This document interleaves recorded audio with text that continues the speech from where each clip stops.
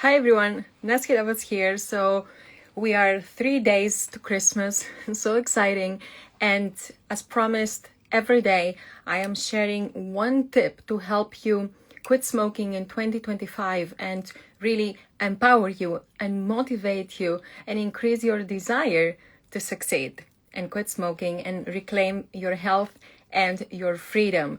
So today's tip is something that really is the difference between those who find quitting smoking enjoyable and those who suffer. It's one of the biggest differences. Hi everyone,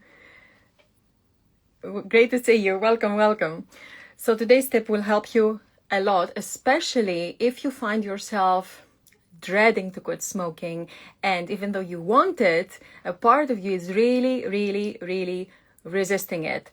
So I have this rose-colored glasses. I got these glasses, and yes, they look kind of funny, but imagine that from now on I start wearing these glasses every single day, all the time. So I wear these glasses and suddenly I see everything in red. Now if I kept these glasses on, what would happen? I would start seeing everything in red, and I would start believing that the world is really red. And after a while, I would get so used to it that normal colors would feel off. I would feel like red is the reality. Well, our mindset is like a lens like this, but for the mind. Our mindset is what colors our perspective and shapes our reality, because the truth is that we think, feel, and act according to our mindset. Really, our mindset is our set of rules, assumptions, and beliefs that shape our reality. Now, when we start smoking, we soon develop a smoker's mindset, which means that we see the world and ourselves through the lens of a smoker. And if we've been smoking for years, for decades, suddenly what happens is that not smoking, or the idea of not smoking, feels so alien, so undesirable, so foreign to us. And this is why if you smoke, then you may have the belief that life will be incomplete or unhappy without cigarettes. It's not because that's the case. It's because you're looking at your smoke-free life through the lens of a smoker. And that is why the second stage of the CBQ method is about changing your mindset, rewiring your mind so you can stop seeing the world and yourself through the eyes of a smoker and instead see the world through the eyes without addiction, your real self. So that's why mindset is so very important. And while you need to change your mindset around smoking, change how you see smoking and quitting smoking, there is a mindset change that will actually motivate you and empower you to enter your smoke-free journey. And this is the lens, the mindset through which you view your quit smoking attempt. And whether or not you view it through an empowering mindset or not, it can really determine your whole experience and ultimately your success. So here's my question to you. When you think about quitting smoking, when you think about, and if you have already quit smoking, when you think about remaining a non-smoker, how do you view this? Do you view it as a dreadful thing, something you just have to push through and power through and get done, and I might as well be over soon, and it's a horrible thing you're entering? Is that your mindset? Or do you view quit smoking as an act of self-care, as an act of empowerment, as a journey to freedom and to allowing your real self to come through? Because both of those realities are equally true, but it is your mindset that determines which reality you view and therefore how you are affected. And the truth is that quitting smoking is an act of self-care. You're worth it. Many times our addiction tells us and makes us believe that we are not worth the effort to quit smoking. And especially if you're someone that, and tell me if that's the case for you, if your life is in a way that you take care of others always, you always put others first, taking care of others, taking care of their needs, taking care of their wants, and as a result of this, you put yourself and your needs last. This happens a lot. And especially if you're like that, then quitting smoking seems like a burden and just something you have to find the perfect time to do. And then it takes your health and your freedom just go to the bottom of your list. But the truth is, you are worth it. Quitting smoking, you are worth to take care of yourself. You are worth to prioritize your freedom. You are worth it to invest time and finally figure this out. Because quitting smoking, and I've said this many times before, on Zur, great to see you live. I see your comment. Finally got to watch live. Just saw this. Welcome, welcome. So quitting smoking, and I've said this before, is the single most important thing that you can do for yourself that will improve every single aspect of your life. Smoking is something that really drains our energy physically, but also it drains out our zest for life. So by quitting smoking, smoking drains us. So by quitting smoking, we regain that energy. Also, smoking affects our health, our mental health. Even though we think smoking helps us cope with emotions, it actually doesn't. We cope with emotions, and the cigarette just stands there, sits there, and takes the credit. But quitting smoking opens the door that improves every aspect of our lives, our energy, our health, our mental health, our confidence. There is no better confidence that comes from achieving something so important as quitting smoking. What our members always tell us is just how amazing they feel, just the pride they feel from accomplishing their smoke-free life. It is truly something that never leaves you, because quitting smoking becomes then a point of reference that you can do anything you put your mind to. And maybe you can already tap into that emotion from other achievements and aspects in your life. Like, think about it. Have you ever said about anything, that's it, I'm changing, this has to change, I don't know how I'm going to do it, but I know I have to do it, and you went ahead and did it. That achievement at one time may have seemed impossible, but you did it. So, and that then became a point of reference that you can do other things as well. Well, imagine how it's like to quit smoking and have that be a point of reference. It really can, and it really will. Also, your finances will improve, everything. There is nothing that goes wrong as a result of quitting smoking. We think maybe that it does, but that's because we view it through the lens of addiction, through the eyes of a smoker, not through our clear mindset of our real self. So my tip for today is to really take a piece of paper and write down, I am worth it.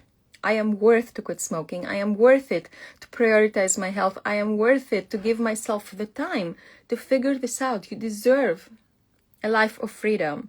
So here's what you're gonna do. Every time you catch yourself saying, I cannot do this, I cannot quit smoking, I'm going to suffer, every time your mind is catastrophizing of all the horrible things that you think will happen when you quit smoking, when you get into that negative mindset, immediately switch your focus to, how can I do this?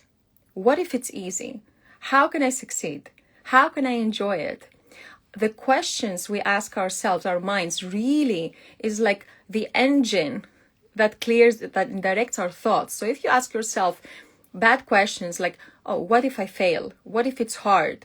What if it doesn't last? What if I have horrible withdrawals? I'm going to talk about withdrawals tomorrow. What if I have horrible withdrawals? Then your thoughts are being occupied with those negative images. But if instead you shift your focus, how can I make it easy? When you ask good questions, you really direct your mind to think empowering thoughts. How can I make it easy? How can I make sure I succeed? How can I make it enjoyable? How can I prioritize this in my life so I can succeed? This can make all the difference. Anzur says, thank you, I am worth it. Yes, you are. Thank you for sharing that. Kiki says, how do I deal with anxiety? Anxiety is a big question.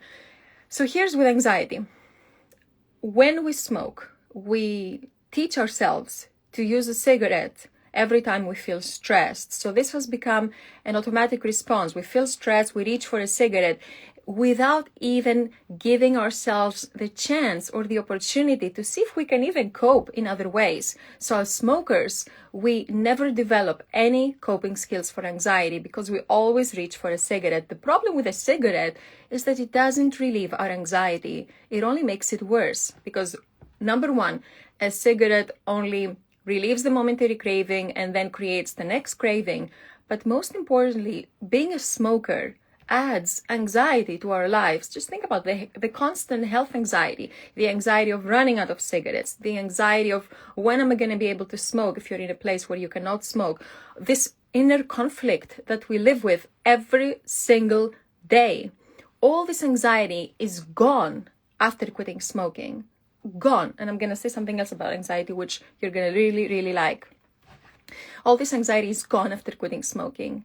And that's why quitting smoking decreases our anxiety and depression. And research, because they've done a lot of research on this, has found that even for people with psychiatric disorders, quitting smoking is as effective as medication. That's how much smoking messes up with the chemical balance in our brain and our psychology. Now, here's the other thing about anxiety.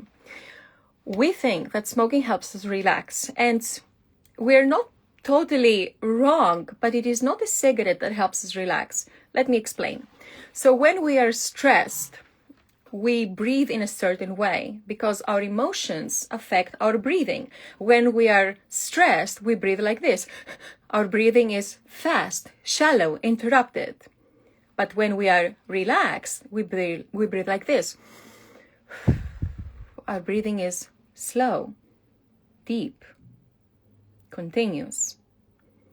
When we are stressed and we breathe like this, because our emotions and our breathing are interconnected, when we're stressed and we breathe like this, we take a cigarette and we take a puff. But in order to inhale that puff, what happens is that we automatically have to slow down our breathing from fast, shallow, and interrupted to deep and slow. Otherwise, we cannot inhale the puff. And that is why the first puff of a cigarette is what relaxes us, because we changed our breathing from an anxious breathing to a relaxed breathing. So that's why a cigarette actually relaxes us. But it has nothing to do with the cigarette itself. It has to do with the fact that we change our breathing. And the beautiful thing is that we can change our breathing and relax without a cigarette, just by breathing deeply. So I want you to try this.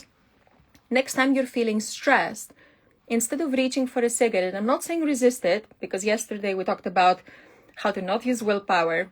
When you notice yourself feeling stressed, just give yourself a moment and say, I'm going to breathe, and take 3 deep breaths.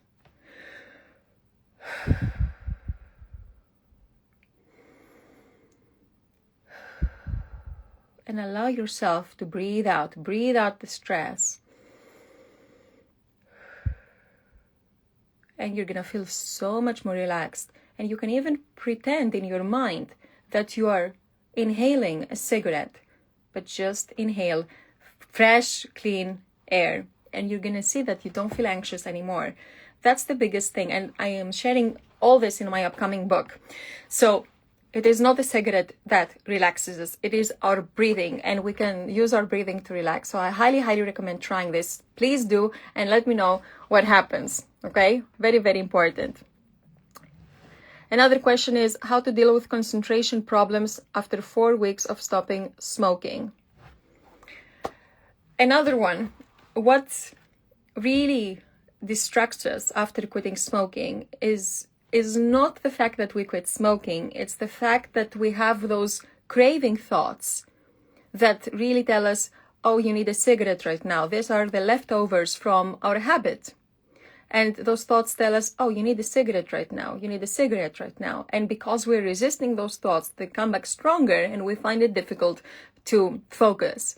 But the thing is that we have those thoughts anyway when we smoke. When we smoke and we're focused on something, it is our craving thoughts that interrupt our concentration. We feed the craving thought with a cigarette, and then an emoji came out. Love it. So we feed our craving thought, we smoke a cigarette, and then we're able to go back to what we were doing before. So we think that smoking is what helped us concentrate, but in reality, we just push down the craving. So smoking actually increases our lack of concentration, because when we're focused, we're just zoned into something. A cigarette, the thought of a cigarette is what distracts us. But when you quit smoking, you will still have those craving thoughts, but you can really treat them. And that's what I shared with my members. You can treat those craving thoughts as an annoyance. Imagine you're focused on something. You're writing something, you're reading something, and the craving thought comes up. It tells you, oh, it's time for a cigarette. Just treat it like an annoyance, as if someone is calling you and you don't want to pick up the phone. As if someone is calling your name and you tell them, I'm busy now. I'm going to come later. So treat your craving mind the same way. Tell it, you know what, I'm busy now. I'm going to get back to you later. Just leave me alone now. I'm going to get back to you later. As if your phone is ringing and you turn it around and you put it on silent. Treat your craving mind the same way. Don't try to resist it. Don't try to entertain and follow the story of that craving thought. Just say, I'm going to deal with you later. I'm busy now. And go back to what you were doing. And by doing that a few times, you will really teach your brain to stop reminding you of a cigarette. That's the short version of how you can do that. Really, really try it. But my advice, because I talked about anxiety, I talked about concentration, is choose one thing and implement it. And then build up to the next one. Kiki says, you're a very good spoken person. Where do you come from? Ukraine. Thank you so much for your compliment. I'm not from Ukraine. I was born and raised in Athens, Greece, and I've been living in London, UK for the last over 10 years now. Yeah. Anzur, thank you for the hearts. Great day, everyone. Give me a thumbs up if you like this tip and you'd like to see more tomorrow. And if you like this challenge, go to the CBQ Method profile here on Instagram. I have shared 7 more tips that are really, really amazing and will help you a lot. Thank you so much for joining live, and I will see you tomorrow.